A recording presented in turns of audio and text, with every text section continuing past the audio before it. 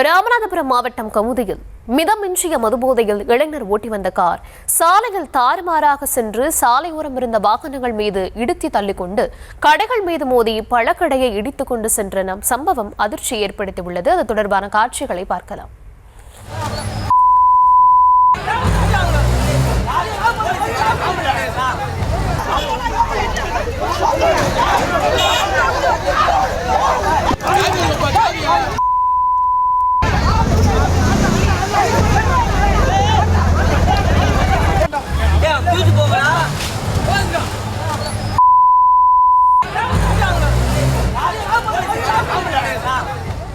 இது தொடர்பான விவரங்களை தர இருக்கிறார் செய்தியாளர் புபேஷ். வணக்கம், விவரங்களை வழங்கலாம்.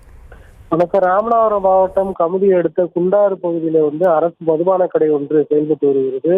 இங்கு 2 இளைஞர்கள் மது அருந்திவிட்டு அவர்களுடைய மது போதையோடு காரை இயக்கி சென்றதாக கூறப்படுகிறது. அப்போது காருக்குள் இருவருக்கும் இடையே தகராறு ஏற்பட்டதாகவும் இதனால் கட்டுப்பாட்டை இழந்த கார் அந்த பகுதியில் தாறுமாறாக ஓடியதாக சொல்லப்படுகிறது. இதன் காரணமாக கமுதி பேருந்து நிலையத்தில் மற்றும் அதனை சுற்றி இருக்கக்கூடிய சாலை ஓரங்களில் நிறுத்தப்பட்டிருந்த வாகனங்கள் மட்டுமின்றி பொதுமக்களையும் அச்சுறுத்தி அந்த கார் ஓட்டி சென்றது மட்டுமல்லாது அந்த கமுதி பேருந்து நிலையம் அருகே இருக்கக்கூடிய பழக்கடைக்குள்ளும் மோதியதாக கூறப்படுகிறது. இதனையடுத்து அந்த பணியில் இருந்த 2 நபர்களுக்கு இதன் காரணமாக காயம் ஏற்பட்டுள்ளதோடு ஆத்திரமடைந்த பொதுமக்கள் அந்த காரை அடித்து உடைத்ததோடு அதில் இருந்தவர்களை தாக்க முற்பட்டனர். உடனடியாக அங்கு வந்த காவலர் ஒருவர் அந்த பொதுமக்களிடமிருந்து காரை இயக்கிய வாலிபர்களை மீட்டு தற்போது காயமடைந்தவர்கள் மற்றும் அந்த வாலிபர்கள் ஆகியோரை 108 ஆம்புலன்ஸ் மூலம் அழைத்து சென்றதாக கூறப்படுகிறது.